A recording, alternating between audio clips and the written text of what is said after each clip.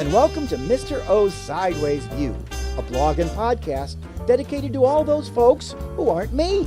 And I've noticed a surprisingly large number of people who aren't. Anyway, I'm Mr. O, and it's time to take another sideways view at our crazy world. Last Wednesday, I awoke and went to the bathroom. I realized this doesn't sound very exciting, and it isn't up to my usual riveting standards. But let me assure you, things will get better soon. Anyway, I was in the bathroom and I flipped the light switch. However, flipping the switch yielded no light. Now, there are 4 bulbs in my bathroom, and logic dictated that they all didn't blow out at the same time. Then again, let's face it, when has logic had anything to do with reality? I went to the closet, retrieved another bulb, and replaced one of them. Trying the switch again obtained the same results. So I looked further into the problem. I went to the basement, moved several random items that were in the way of the electrical box, and opened it. In an aha moment worthy of a great scientist, I noticed one of the circuit breakers was popped. Intuitively and with great effort, I reached into the box and reset the breaker. That's when the real excitement started. I heard my wife scream, and then, with a small flash inside the box, the breaker popped again. Well, I ignored the small flash and ran to my wife. She was on the floor of the bathroom holding her hand. The switch was on fire. Now, isn't this the promised excitement you're all used to? It wasn't that big of a fire, not much more than a candle. But talking about the fire sounded great, didn't it? Well, I hid it with a towel and saw to my wife. She was okay, just a little scared. So I got dressed and moved to the bigger issue, how to replace an electrical switch. I went to the most trusted source of information I know, YouTube.com.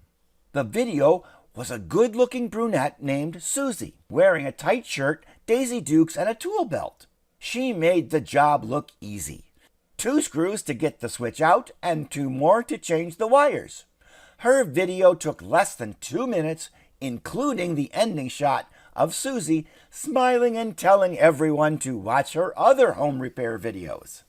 Well, I had a screwdriver and was inspired by the directions, so I ran to the hardware store to purchase a switch. On the way there, I saw a billboard advertising a contractor with a picture of a lady named Megan. Minor electrical repairs, $95. Ha ha, I laughed. I had YouTube Susie. No roadside advertisement was going to take all of my hard-earned cash. I went into the store confidently and walked up to the wall of switches. That's when my bubble burst. There were 100 different kinds of switches. Susie never told me about that. I thought hard, which is actually very difficult standing in a hardware store with a loudspeaker blaring, "Customer needs assistant in appliances," every 15 seconds. Then suddenly, a ray of sunshine came through the store's skylight and rested on one switch. I examined the illuminated switch, and lo, it looked just like the one Susie had changed. It was a sign from above. I took that switch to the counter and paid. On the way home, I saw another sign. This one was from a personal injury lawyer. I had a brilliant realization. The world wanted me to suffer. That lawyer wanted me to have an accident, maybe even go to the hospital, obtain inferior treatment, and probably even receive the wrong flavor of Gatorade. Then I would pay him to ease my suffering. The electrician lady from the first sign wanted my house to fall apart, so I would pay her to fix it. Everywhere, people wanted me to have problems so I could hand them my hard-earned money. Only Susie wanted to help me. Her videos were free. It was me and Susie against the world, just like those great love stories you see in the movies. I could see it in my mind. Chaos all around, the sounds of people screaming in the background. I would be standing in the rubble, holding a screwdriver. Then Susie would emerge from a burning building, not a hair out of place, and say, "You know, it's easy to replace the plug on a toaster." I would run and replace that plug, and the world would cheer.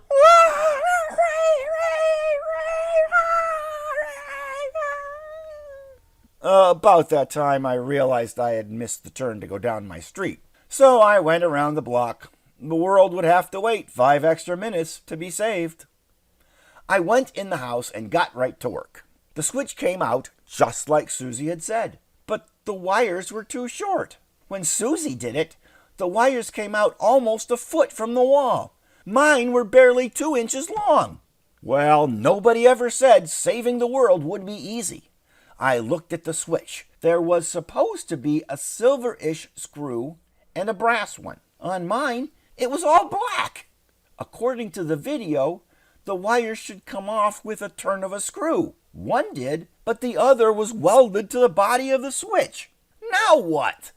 I re-watched that video 4 times, and Susie never mentioned anything like it. This was far too early in our relationship for such a betrayal, and I would have told her off if she had allowed comments. It was time to improvise, so I cut off the welded wire and very carefully stripped off the insulation. As instructed, I made a little hook and attached the 2 wires to the switch. I went down to the panel and flipped the breaker. No flash. So far, so good. I went back upstairs, taking a break to get some water and breathe.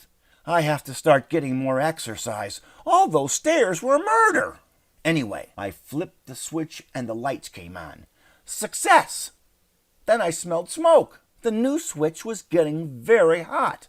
I flipped it off. Nothing happened except it continued to grow hotter. It actually got a funky glow about it.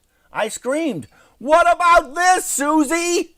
My wife was smart enough to turn the breaker off. Then she showed me an ad, which was the same as the one I saw on the road. I insisted that given a little more time, I could fix this. She insisted she didn't want the house burned down. As usual, she won. I reluctantly called Megan, and she said someone would be out by 3 o'clock. I thought, great, I had several hours for a second attempt. I ended up sitting in my living room on my hands because I wanted to, not because I was ordered to, so get off my case. Anyway, a guy came out who looked nothing like Megan, or Susie for that matter. He changed the switch in about 10 minutes and then came back to me and asked, "Sir, why would you put a 5-amp switch in a 20-amp circuit?" I thought carefully, then blamed my son. Everything's okay now, but I would like to ask you all something. What the heck is an amp?